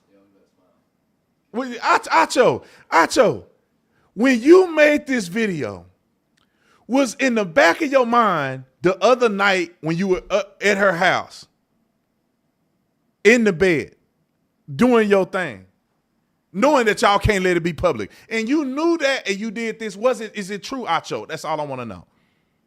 Because then all of that stuff you said about it's hard for a woman to get a leg up and she done it on her own. Really, she didn't do it on her own. She did it going horizontal to go vertical. Is that what you saying? Can you be real, bro? Is she a thought on the job and everybody get a chance at it? And you out here simping, trying to act like she a great person? Y'all got to stop this. I'm not saying she is. Allegedly, you did this. I just want to know, Acho, did you do it? Y'all got to keep y'all stuff in y'all pants, man. You don't poop where you work. Because when it fall out, everybody lose their job. What does Taylor look like? See, this is why I don't like women dealing with sports that they don't play. I said this last night and people got mad at me. Yeah, she look good. I don't know, Acho. Acho single. He said a Christian. Well, you're a Christian. You can't do nothing like that, Acho. But people, let me say this real quick. Huh? There's 2 clips of her? Okay, we'll play the clips of her. I just want to say this because being in the conservative movement and being a part of other organizations, this happens more often than y'all think. Some people are for the streets. and we think they're good, wholesome Christians. Do y'all remember the controversy that happened at Liberty University? Wasn't that the guy at Liberty? Liberty University? I don't know if y'all familiar with that. It's a guy, the head guy at Liberty, he had to resign. I think it was Liberty. Christian University. Faulkner, or what's his name? Anyway, I can't think his name. Y'all know what they were doing? This guy was I think, president or something for Liberty University. You put Liberty University scandal. I think it's Liberty. Somebody correct me in the comment section. This guy, yep, there you go. Farwell. That's him. No, but that's him. That's his name. Farwell. Go down. You see that? Pool boy scandal. So Farwell, this man and his wife were leaders in a Christian university, advocating and promoting themselves as Christians. His wife had the pool boy at the house banging him out, and allegedly Farwell will watch it. They doing kinky, nasty stuff like that. I mean, they were abusing the boy to a certain degree, allegedly, right? In order for him to do this, they got him in this cycle of sexual deviancy. Homeboy watching his wife bang at the pool boy. I think he participated sometimes or something like that. That's what the thing said. They got a whole documentary about this. You think that these people have honor and integrity, and they are the main ones sleeping with people. T.D. Jakes, allegedly, T.D. Jakes was he was at a Diddy party. I saw him. I mean, I didn't see him personally. I seen him on the video. He at a Diddy party, an all-white party. He's there with P. Diddy. So we know he went to a Diddy party. Now, did he go to the Diddy after hours, the baby oil party? I don't know if he did that. But allegedly he did it. And people got video of him on the bottom. They call him a power bottom. I don't know what a power bottom is. But he on the bottom of the man. You know what I mean? I mean, the guy at the top, he at the bottom. And the guy on the back of him. They say T.D. Jakes doing that. This is what, the controversy that happens with these people makes me feel like I need to be stronger and stronger with my marriage. I never want to be accused of anything. I don't want nothing to do with nothing. I go to these events, man. I go back to the hotel room. I don't want nothing. Don't talk to me. I see them. There's some fine women out there. There's some good looking women. They probably want me. But I don't want nothing to do with that. I want God to bless me, and I don't want to ever be on no tabloid. Somebody tell my Officer Tatum sleeping with. No. I'd rather be dead than have my reputation tarnished. But the people you think you trust, they swinging and everything. They swinging. People that you trust in the conservative movement. Go to some of these conferences. Now, I hear about it. I don't see it because I'm naive. People tell stories about all kind of stuff. P. Hegseth. Is it P. Hegseth? Yeah. P. Hegseth. The man is on his second, third wife. Allegedly cheated on all of them. And after he broke up with the second one, he got the one girl from Fox pregnant. And then the girl from Fox was pregnant with his kid, or either had his kid, and he was sleeping with the girl with the situation we heard about, who was married. He got her in the hotel.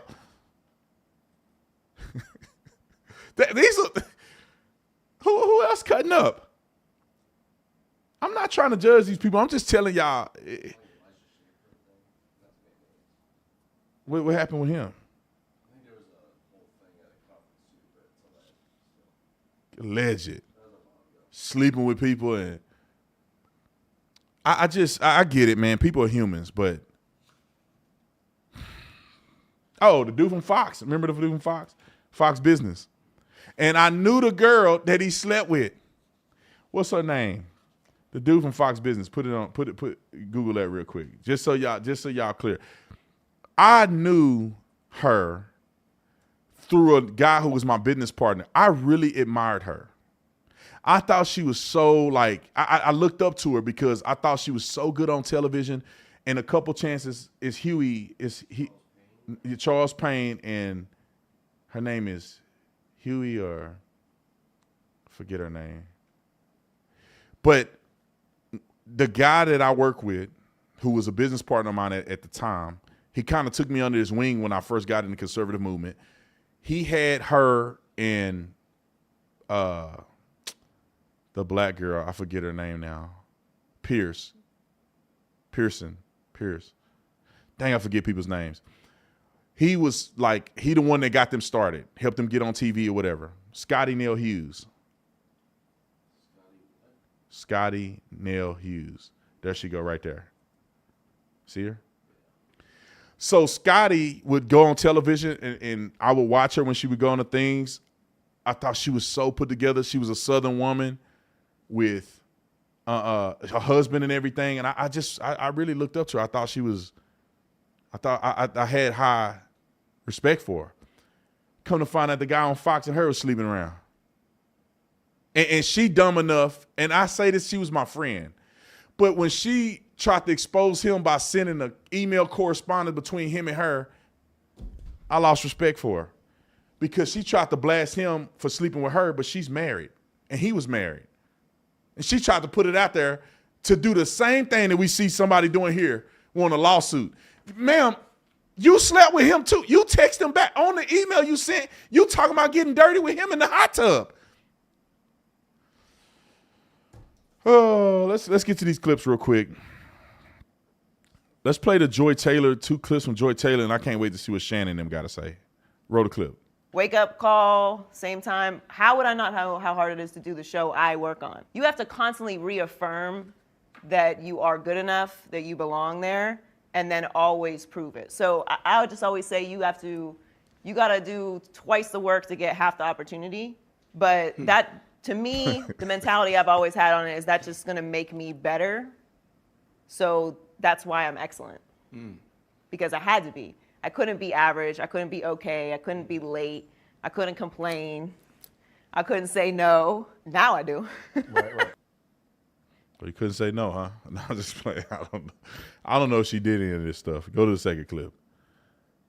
But I'm telling you, man, with a straight face, people talk like this. No audio.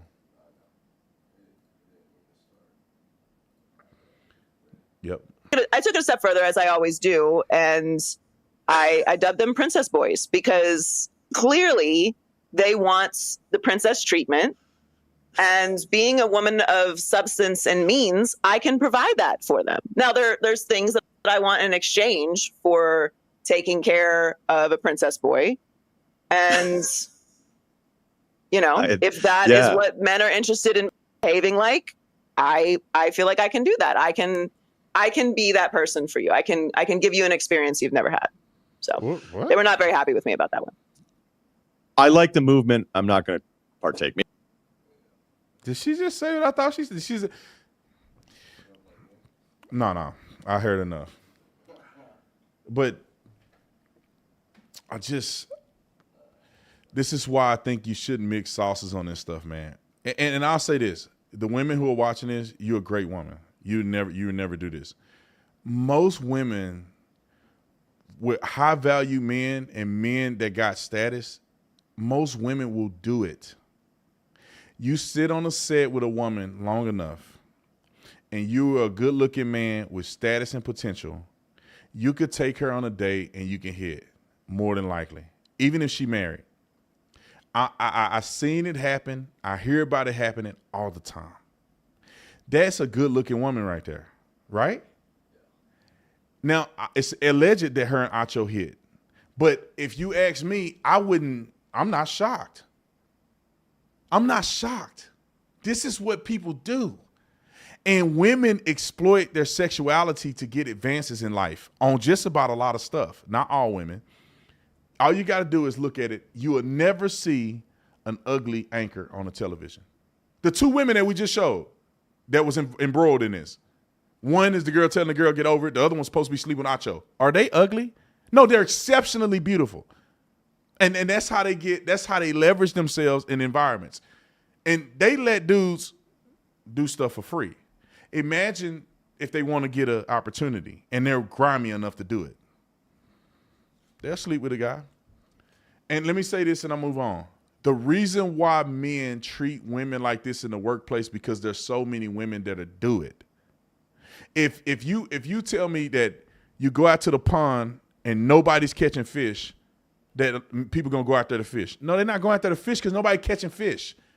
There's no fish out there. Nobody's going to the pond. But the reason why men act like they do at the bar and act, because they get success. It's because they do it, and if you do it, I've been with guys. I always been shy to talk to women. I always hated it. I'm glad I'm married. I don't never have to think about that again. I always was shy, man. I don't want to get rejected. Man, I had friends. He'll go 1, 2, 3, 4, 5. She going home. 5, and he wasn't a looker, in my opinion. 5 going home. 1, 2, 3. She got a boyfriend. She just kissed that guy right here. Oh, they wilding out in here. Anyway, let's go to the next clip. I'm gonna see what Shannon and Ocho's talking about. Address the elephant in the room. You're trending on Twitter. That ain't got nothing to do with me, guys. The news of the day, absolutely, it doesn't. What y'all want me to say? That ain't got nothing to do with us. Yeah, that ain't got nothing to do with me. So there's nothing to address. I don't know why everybody if you notice, everybody's posted it. They got me. In the 42 pages, it don't mention nothing about Shannon Sharpe did anything. But y'all want to get clicks, so y'all mention me. Right. Yep, ain't got nothing to do with us. Address the elephant. I like Shannon Sharpe because you know he clean, right? You know, Shannon Sharpe do his dirt. You see, he got caught on a live stream pumping and sweating, right? But that's consensual with 2 adults, and he just, I don't know, man. Some people think it was publicity because people say Shannon a little gay.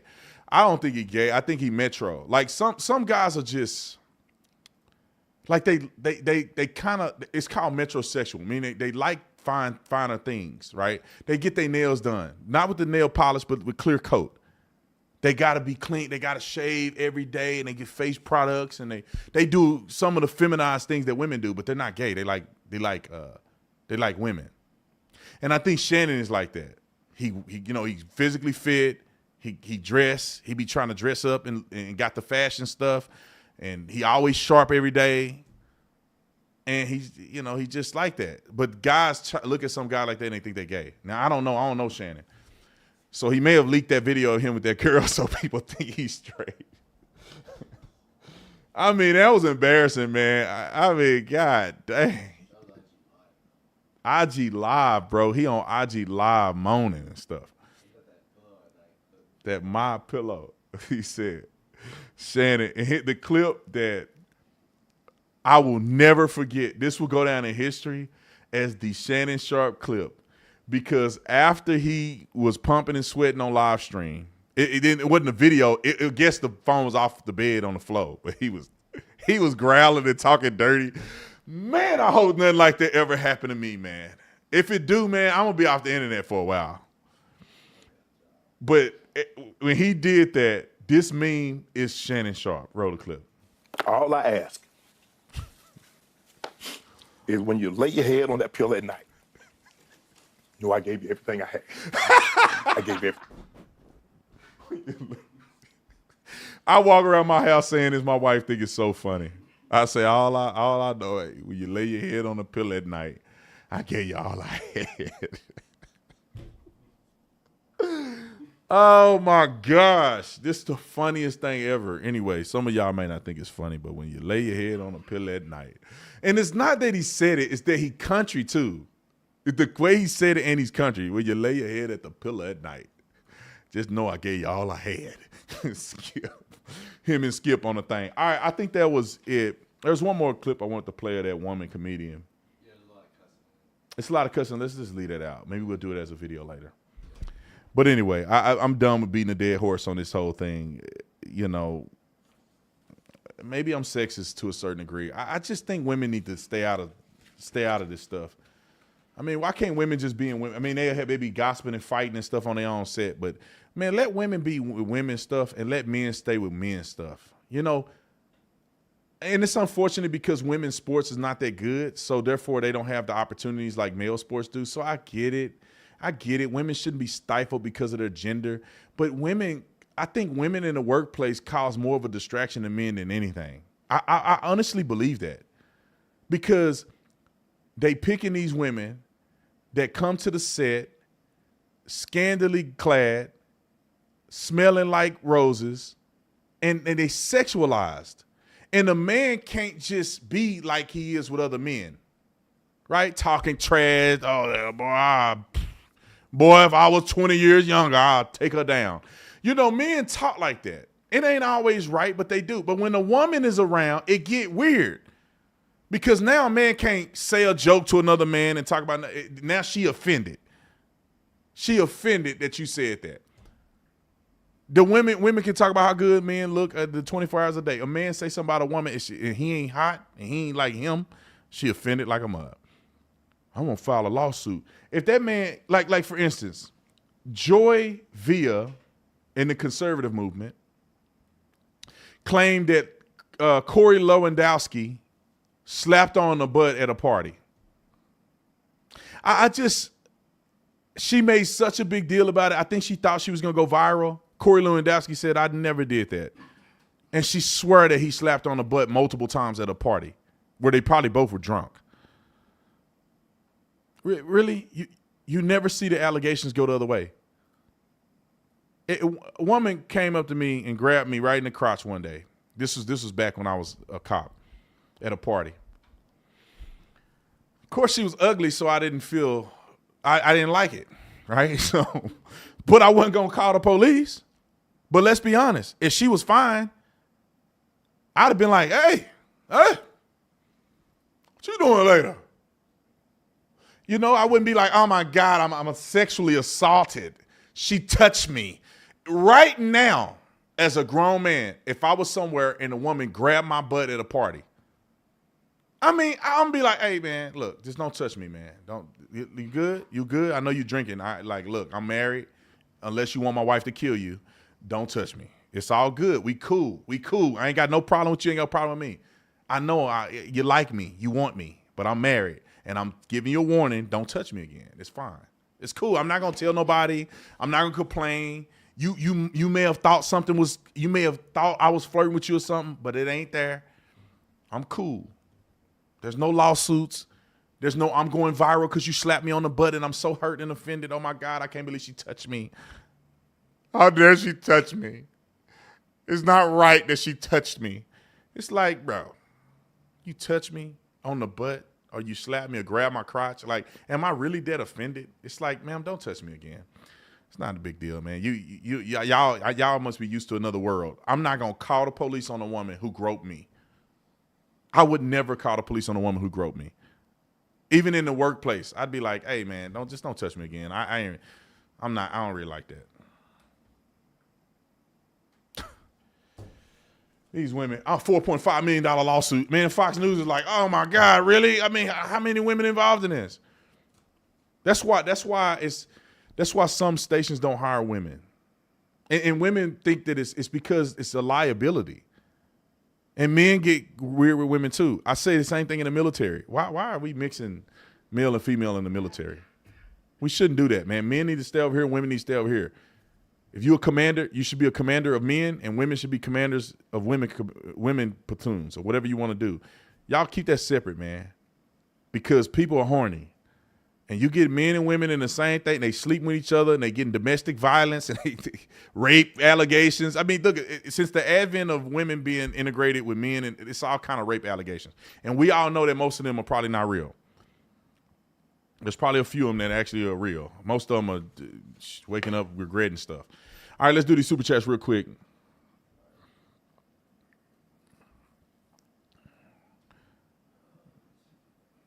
All right, let's go to the top. Let's see if we got, dang. All right, not too many. Good. Let's see.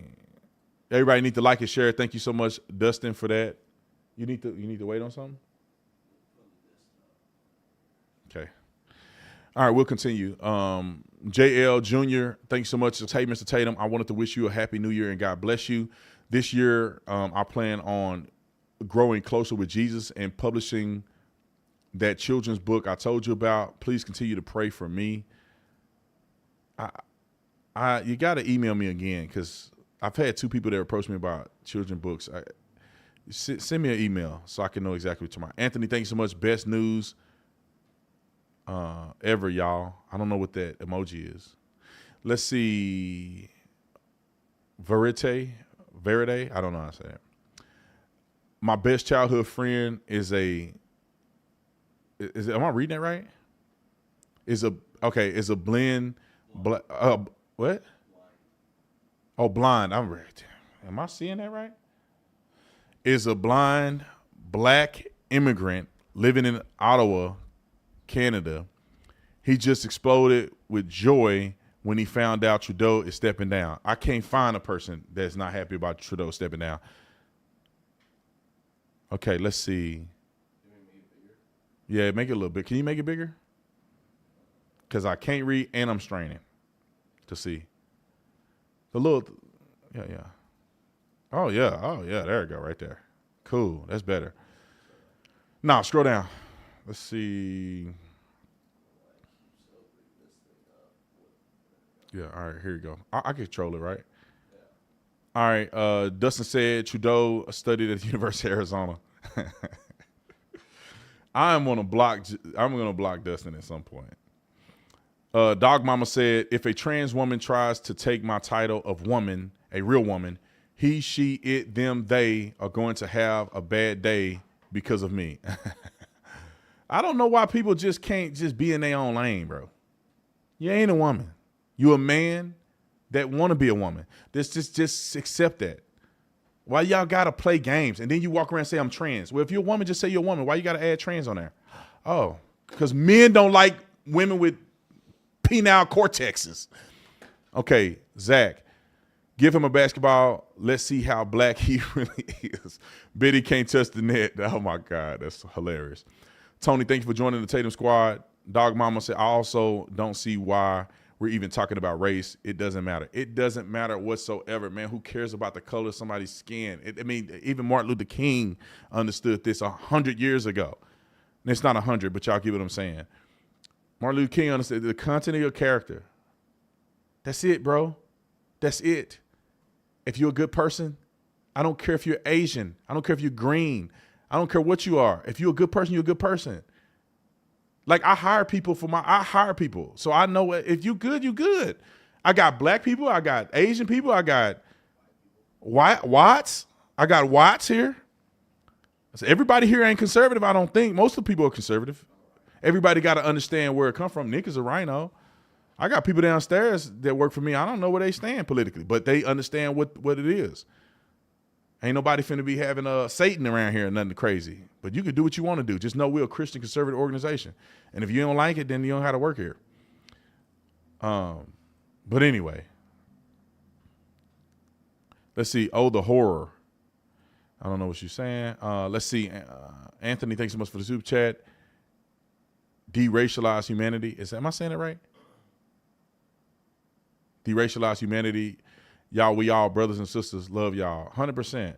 Joe, thanks so much for the super chat. Love your content. You're one of the primary resources for real news.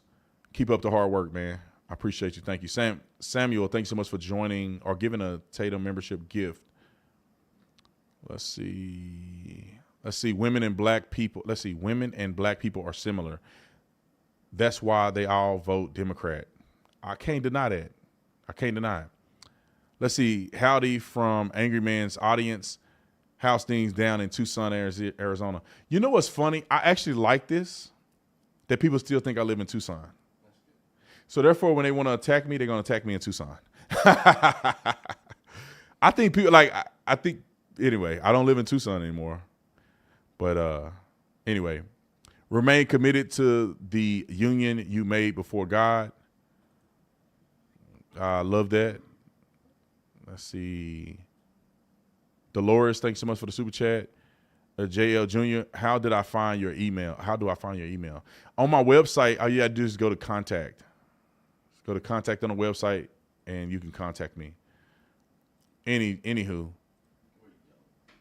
is that it? I just want to like everybody's thing, so you know I referenced it. Okay, all right, ladies and gentlemen, thank y'all all for the live stream. I appreciate y'all watching the show. That got weird. I appreciate y'all watching the show. If there's some things that you didn't like that I said today, too bad you live in America.